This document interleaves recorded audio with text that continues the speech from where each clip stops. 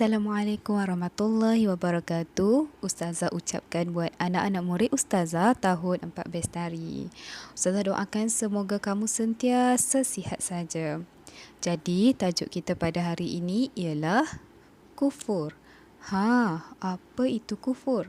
Mari kita lihat sama-sama. Maksud kufur ialah tidak percaya atau tidak beriman kepada Allah Subhanahu Wa Taala dan Nabi Muhammad sallallahu alaihi wasallam. Orang yang kufur ini percaya kepada berhala, percaya kepada pokok dan percaya kepada benda-benda selain daripada Allah. Kita tidak boleh kufur kerana ianya boleh mensyirikkan Allah. Kita tengok kepada dalil yang Ustazah berikan. وَمَنْ يَكْفُرْ بِاللَّهِ وَمَلَائِكَتِهِ وَكُتُبِهِ وَرُسُلِهِ وَالْيَوْمِ الْآخِرِ فَقَدْ ضَلَّ ضَلَالًا بَعِيدًا.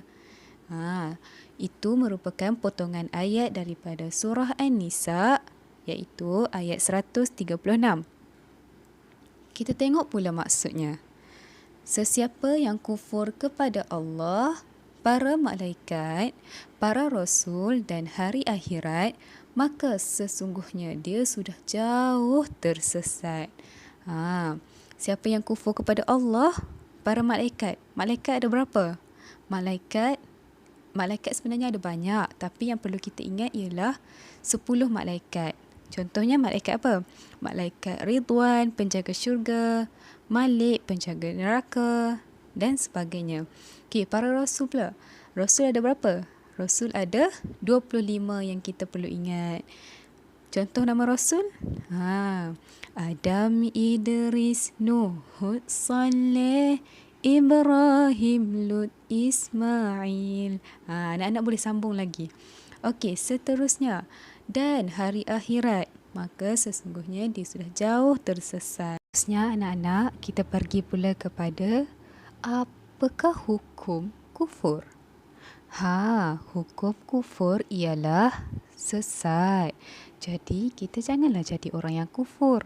Kita perlu menjadi orang yang beriman dan beramal soleh. Sama seperti dalam rukun iman, iaitu beriman kepada Allah, beriman kepada malaikat, beriman kepada kitab, beriman kepada rasul, beriman kepada hari akhirat, beriman kepada qada dan qadar. Okey. Kita sambung lagi pembelajaran kita hari ini dengan melihat glosari yang Ustazah tunjukkan. Glosari yang pertama ialah syirik kepada Allah. Syirik kepada Allah ini ialah menyekutukan Allah seperti menyamakan Allah dengan benda-benda lain. Jadi, apabila seseorang itu telah syirik kepada Allah, dia perlu mengucap semula 2 kalimah syahadah. Okey, yang kedua, fasik. Fasik iaitu orang yang ingkar perintah Allah. Okey, Ustazah bagi contoh pada kamu. Contohnya, seseorang itu tidak mengerjakan solat, tetapi dia tahu dan percaya bahawa solat itu merupakan satu yang wajib, satu yang Allah suruh. Okey. Yang ketiga, zindik. Zindik iaitu orang yang imannya terpesong ataupun sesat. Yang keempat, murtad. Murtad ialah terkeluar daripada agama Islam. Okey, kita minta jauhlah, na'udzubillah min zalik. Minta supaya kita semua sama-sama tidak murtad kepada Allah. Okey, kita teruskan lagi dengan kufur ini terbahagi kepada 2 jenis, iaitu kufur i'tikad dan kufur amalan. Kufur i'tikad ni apa? Kufur i'tikad ialah menolak dan menafikan ajaran Islam yang dibawa oleh Nabi Muhammad sallallahu alaihi wasallam. Apa contoh dia, Ustazah? Contoh dia ialah tidak percaya kepada kenabian Nabi Muhammad sallallahu alaihi wasallam. Kita tengok pula kepada kufur amalan. Kufur amalan ialah menggunakan nikmat yang Allah beri dengan salah dan berdosa. Apa contohnya? Contohnya ialah seseorang itu menggunakan tangannya untuk mencuri. Jadi, dia menggunakan nikmat yang Allah bagi untuk melakukan perkara yang tidak baik.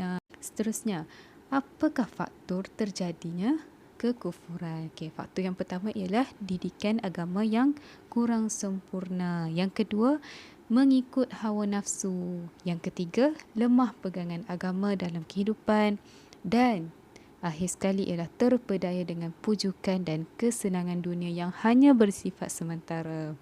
Okay, jadi secara rumusannya, kufur merupakan satu dosa yang sangat besar dan membawa kepada kesesatan dan kerosakan iman. Oleh itu, kita perlulah menjauhi perkara-perkara yang boleh membawa kita kepada kekufuran. Sebelum kita bersurai, mari kita sama-sama membaca doa agar ditetapkan iman. Ya muqallibal qulub, sabbit qalbi ala dinik. Wahai zat yang membolak-balikkan hati, tetapkanlah hatiku di atas agamamu. Ustazah rasa setakat ini saja pembelajaran kita untuk hari ini. Terima kasih buat anak-anak yang mendengar penerangan Ustazah sehingga habis, sehingga selesai. Jadi Ustazah harap kamu semua dapat manfaat dan jangan lupa siapkan kerja Ustazah. Jumpa lagi. Assalamualaikum.